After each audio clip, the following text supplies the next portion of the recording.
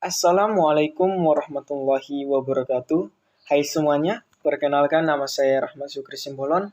Saya berasal dari kelas PSPMF 2021 FMIPA Unimed. Nah, kali ini kita akan membahas mengenai aliran filsafat idealisme. Aliran filsafat idealisme merupakan suatu aliran filsafat yang memiliki paham bahwa pengetahuan dan kebenaran tertinggi ialah sebuah ide. Seluruh bentuk realita ialah manifesta dalam sebuah ide. Dalam aliran filsafat idealisme ini, dicetuskan oleh beberapa tokoh, yaitu yang pertama ada Plato. Plato mengungkapkan bahwa cita-cita itu ialah sebuah gambaran asli yang semata-mata bersifat rohani dan jiwa, terletak di antara gambaran asli dan gambaran dunia yang ditangkap oleh panca indera yang didasarkan pada suatu yang dipikirkan oleh akal, yang dimana berkaitan dengan ide dan gagasan mengenai kebenaran tertinggi dengan doktrin yang dikenal dengan istilah ide. Kemudian ada tokoh yang bernama Immanuel Kant. Immanuel Kant di sini berpaham bahwa pengalaman langsung yang kita peroleh tidak dianggap sebagai pemiliknya sendiri, melainkan ruang dan waktu ialah sebuah forum intuisi kita. Dengan demikian, ruang dan waktu yang dimaksud ialah sesuatu yang dapat membantu kita untuk mengembangkan intuisi kita. Yang ketiga yaitu Al-Ghazali. Al-Ghazali di sini membagi akal dalam beberapa daya yang dilihat dari potensi dan kadarnya. Yaitu yang pertama, akal praktis.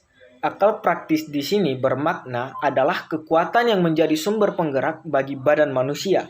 Sedangkan yang kedua, akal teoritis. Akal teoritis di sini merupakan suatu kekuatan yang dapat terisi dengan gambaran umum yang diabstraksikan daripada materi. Tokoh yang keempat yaitu Hegel. Hegel mengatakan bahwa idealisme subjektif dan objektif untuk menggambarkan tesis dan antitesis secara berturut-turut. Sedangkan Hegel mengemukakan bahwa pandangannya sendiri yang disebut idealisme absolut sebagai sintesis yang lebih tinggi dibanding unsur yang membentuknya, yaitu tesis dan antitesis. Tokoh yang kelima yaitu Fichte, memakai nama idealisme subjektif. Jadi, pandangan-pandangan berasal dari subjek-subjek tertentu. Ia menyandarkan keunggulan moral untuk sebuah etika manusia yang ideal.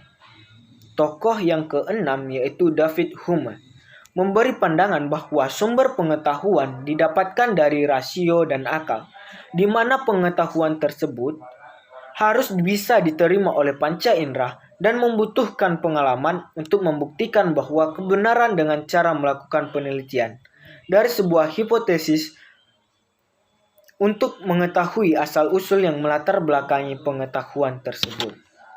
Tokoh yang terakhir yaitu Elea. Mazhab ini terkenal dikarenakan sebuah ungkapan yang ada. Di dalam hal ini, ada dan tidak ada tidak bisa dipikirkan, karena intinya bahwa kebenaran itu ada. Dari tokoh-tokoh yang menjadi pencetus aliran filsafat idealisme, sekarang kita akan membahas mengenai prinsip aliran idealisme dan jenis-jenis idealisme. Seperti yang telah kita jelaskan di awal, idealisme ialah suatu aliran filsafat pendidikan yang berpaham bahwa pengetahuan kebenaran yang paling tinggi ialah ide. Aliran idealisme ini menggunakan sebuah evaluasi esai karena efektif dalam proses belajar dan mengajar dan juga dapat meningkatkan kemampuan peserta didik dalam pengembangan mengerjakan soal. Karena bagi aliran idealisme ini selalu menganggap bahwa yang nyata itu hanya sesuatu yang hitam seperti bayangan. Jenis-jenis idealisme ada 3, yaitu yang pertama idealisme subjektif atau immaterialisme.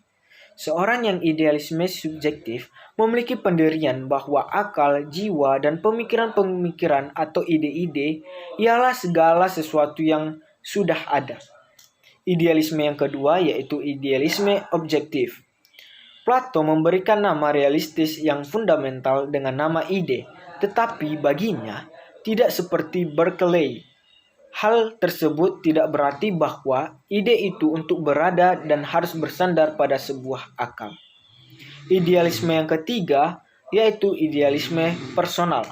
personalisme muncul sebagai protes terhadap materialisme, mekanik, dan idealisme monistik. Bagi seorang personalis, realitas dasar itu bukan pemikiran yang abstrak atau proses pemikiran yang khusus, akan tetapi sesuatu jiwa dan seorang pemikir.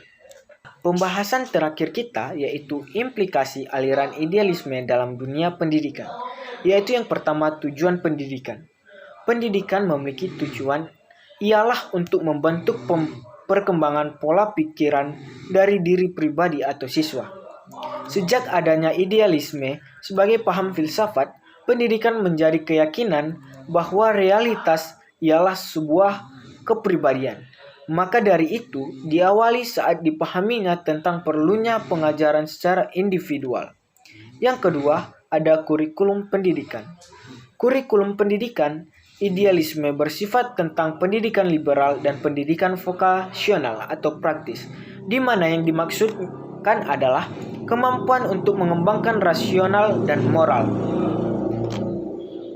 Yang ketiga ada metode pendidikan.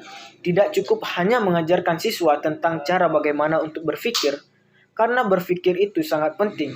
Karena jika siswa berpikir, bisa saja dia melakukannya menjadi kenyataan dan dalam hal perbuatan. Yang keempat ada peran guru. Para ahli filsuf idealisme memiliki harapan yang tinggi daripada guru. Keunggulan harus ada pada diri guru, baik secara moral maupun intelektual. Tidak ada satu unsur pun yang lebih penting di dalam sistem sekolah selain guru, di mana guru harus bekerja sama dengan alam sekitar dalam proses menggabungkan manusia dan lingkungan alam sekitar, supaya siswa tahu arti tanggung jawab. Nah, dari pembahasan kita tadi, kita dapat mengambil kesimpulan bahwa idealisme itu adalah salah satu aliran yang memiliki paham bahwa hakikat dunia fisik hanya dapat dipahami dalam kaitannya dengan jiwa dan roh. Tokoh-tokoh idealisme yaitu yang pertama Plato, yang kedua Immanuel Kant, yang ketiga Al-Ghazali, yang keempat Hegel, yang kelima Fichte, yang keenam ada David Hume, dan yang ketujuh ada Elia. Implikasi filsafat idealisme dalam pendidikan, yakni yang pertama, tujuan untuk membentuk suatu karakter anak dan bakatnya. Yang kedua, kurikulum. Kurikulum di mana pendidikan liberal dapat mengembangkan kemampuan dan pendidikan praktis. Yang ketiga, ada metode. Metode yang diutamakan adalah metode dialektika dan metode yang efektif. Serta yang keempat, peserta didik bebas untuk mengembangkan kepribadian, bakat, dan kemampuan dasarnya. Mungkin hanya ini pembahasan kita mengenai aliran filsafat idealisme. Akhir kata, saya ucapkan wabillahi taufiq wal hidayah. Wassalamualaikum warahmatullahi wabarakatuh.